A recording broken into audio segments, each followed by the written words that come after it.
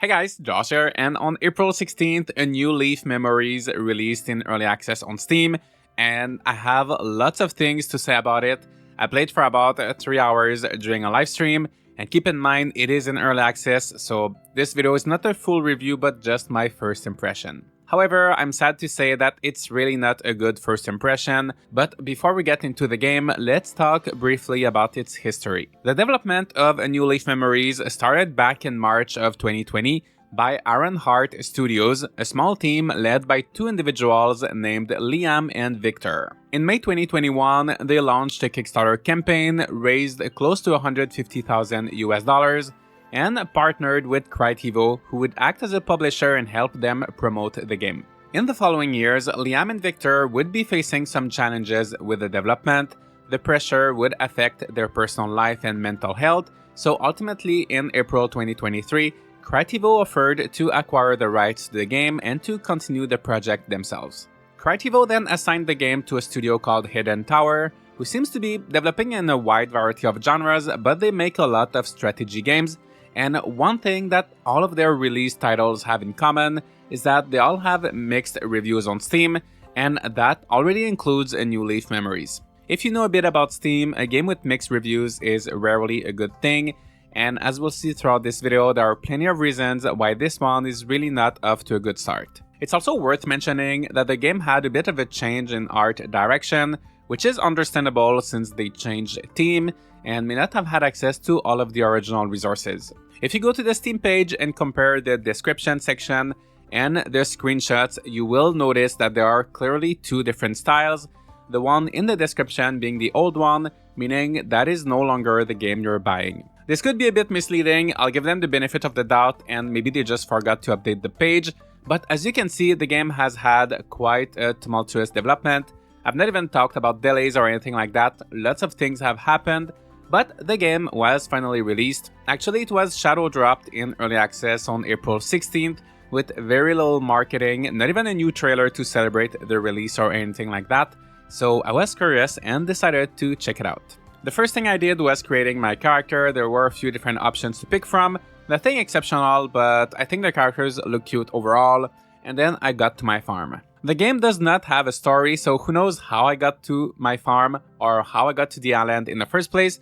But keep in mind, it is in early access, so hopefully more context will be added later on. For now, you start with a house and a bulletin board right next to the house, where you'll accept and complete all of your quests. The first few ones act as a tutorial, during which you're taught how to farm. With any farming game, one of the most important things is, of course, for the farming to feel fun and satisfying.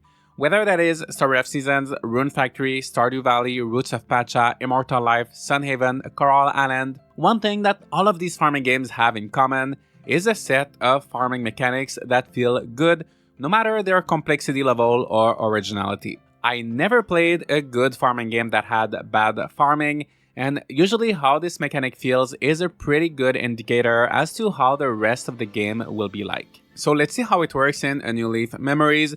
You first place the soil through a building menu, which is different but not necessarily a bad thing, and I like how you can place things without having to worry about time. That is pretty useful when it comes to decorating. The second step is more traditional, and you till the soil using the hoe. For some reason, the color of the tilled soil clashes so hard with the rest of the plot. The color is completely different, it doesn't look like soil in any way, and it also lines up weirdly going over the edge of the field. These are little visual issues that I can overlook, and maybe they're just placeholders for now. Then comes time to planting and watering. The aiming is far from the best, but also not the worst. However, everything is extremely slow. I am the kind of person who loves watering in farming games. I usually don't use sprinklers until late game, and I enjoy taking time to water my crops. I grew up with Harvest Moon 64, where I would spend entire days just planting seeds and watering, so I am okay with that grindy process. But in A New Leaf, it feels so slow and tedious. The animations are not pleasant, controls are a bit clunky, there's no satisfying sound effects, even selling the crops doesn't feel rewarding since there isn't much to do with your money, and as a result, the farming does not feel right, fun, nor useful. After I was done with my farming, I decided to go out and explore the world of Omoide Island. It might sound silly, but I got confused every single time I had to leave my farm Because the house is right in the middle of the plot, it's facing a direction where there is nothing instead of, I don't know, facing the main road or the town. And then the plot is just a huge flat square with an entrance on each side. It's a bit disorienting, and it doesn't help that the map doesn't show your location, but each day I did eventually manage to find my way out. And each day I would see the same deer running along the fence that is surrounding my farm, the same exact way all day every day. This island has some sort of animal overpopulation problem, and it's completely filled with deer, pandas, rabbits, and pigeons that are struggling. I love wild animals in farming games. I think they're a great way to add some life to the environment, but in this one, there are just way too many of them, and the way they walk and behave feels so robotic that it actually does the complete opposite of making the world feel alive. One interesting feature of a New Leaf is the vehicles that you can ride. There are a few different scooters and ATVs. I wasn't able to get far enough to unlock the option to purchase one of them. That being said, I did get to ride the bus.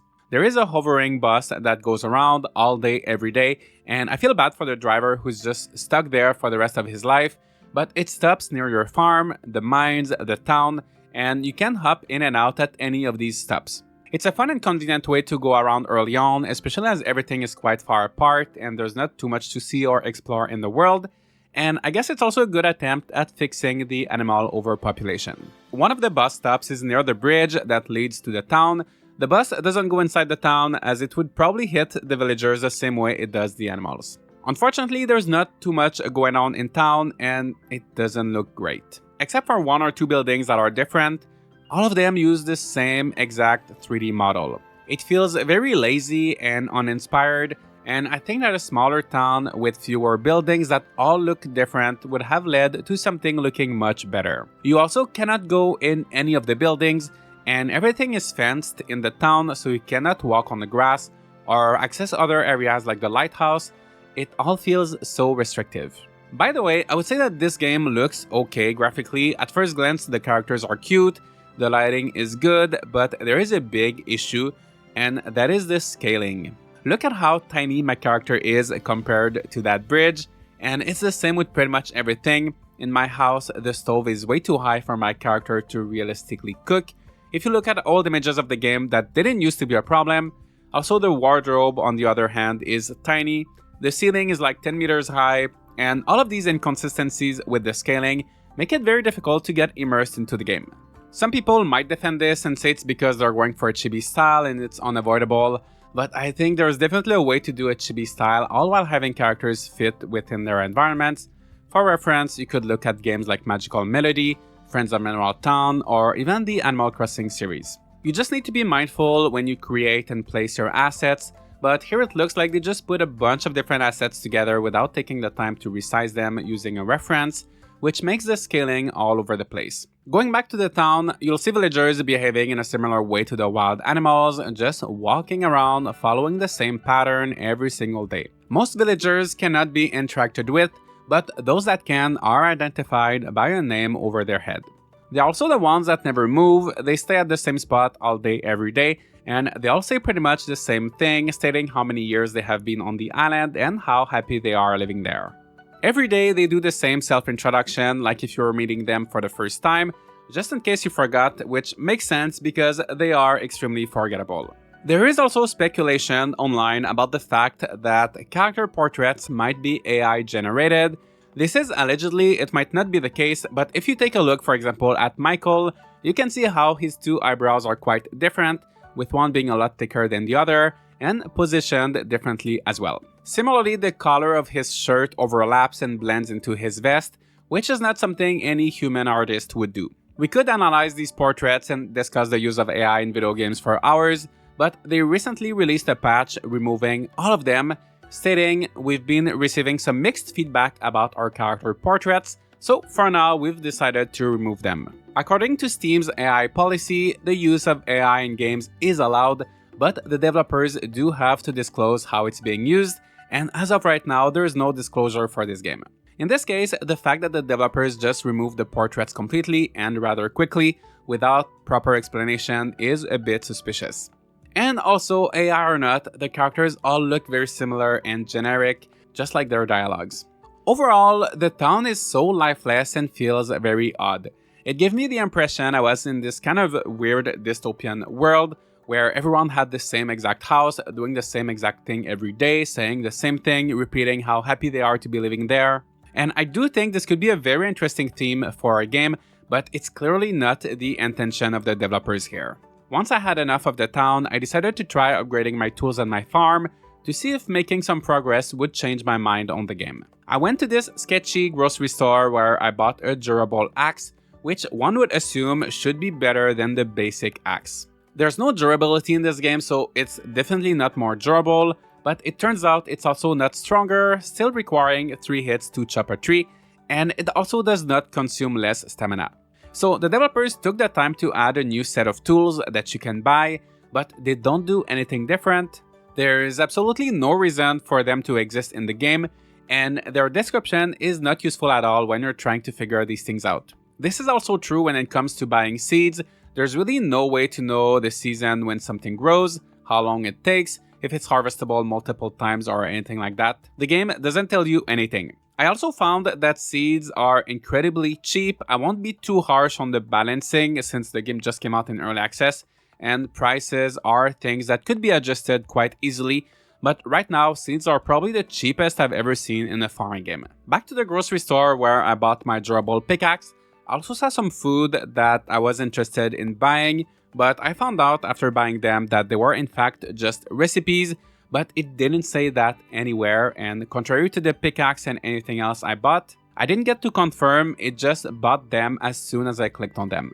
So my experience shopping was a little bit messy. Then I went back to my farm, built a solar panel, which I'm not fully sure how it works, as well as a chicken coop and a barn. I did not do a lot of farming, but I already had enough money to fill up my buildings with animals, because just like the seeds, they are way too cheap. Every day, eggs would appear in my chicken coop menu, and I could milk my cows one by one, for which there is no animation yet. Speaking of animations, they can be a bit weird in this game. For example, instead of petting animals, your character just does this little spin, and it is cute, but it makes it feel like they just used some pre-made animation instead of creating their own one for petting. I could not figure out how to feed my animals, if there's even a way to feed them, and there's no way to enter the coop or the barn, so the animals are just outside running everywhere in a similar way to the wild animals. You may also recognize these animals from other games such as Garden Paws, since they are from an asset pack that any developer can get for $34.99,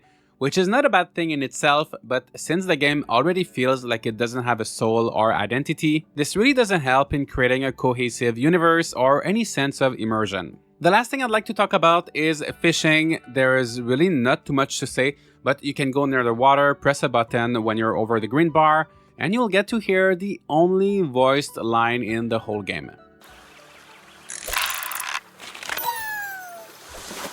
Besides that, it is sad, but there really isn't much to do. Nothing feels fun or rewarding, the world is not interesting in any way, and in all honesty, the only thing I like is taking the bus and the possibility to ride vehicles. I know that in this video I have been complaining about a lot of things.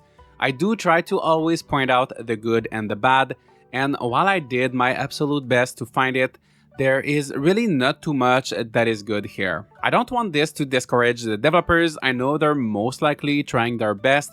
They probably have to deal with things I have no idea about, time constraints, budget constraints, and I understand that game development is difficult. But in the end, if you're selling a product, it has to be of a comparable quality to other products in a similar price range. And even though a new Leaf might be a few dollars cheaper, you're better off spending $5 to $10 extra and get a much better game. There are so many amazing games releasing each month. We all have limited time and money, and right now there are no scenarios I can imagine where I would recommend you to get this game over another one. The vehicles are the only fun thing I see in this game, but if you want a farming game with vehicles, I would recommend Dinkum, which is also in early access, developed by just one person, and it's infinitely better in every single way. For a new farming game to succeed, it needs to do something unique or do something better than other farming games, but sincerely, I cannot see any of that in a New Leaf Memories. I understand that early access is meant for the developers to get feedback and to improve things.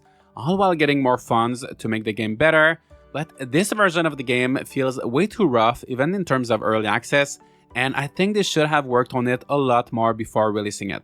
I truly hope that the developers can watch this video, as well as all of the reviews on Steam and everywhere else, and come up with a solid plan to turn things around. The game is in early access, it's still not impossible to make things right, but it will require a lot of work, and honestly, I'm not convinced that they are heading in the right direction right now, especially when I look at the track record of this specific developer. Let me know what you think. Have you played A New Leaf Memories?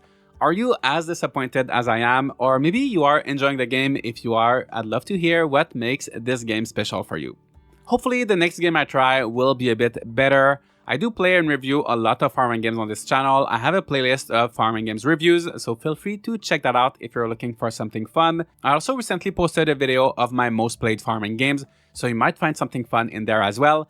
Leave a like and subscribe, and I'll see you all in the next video.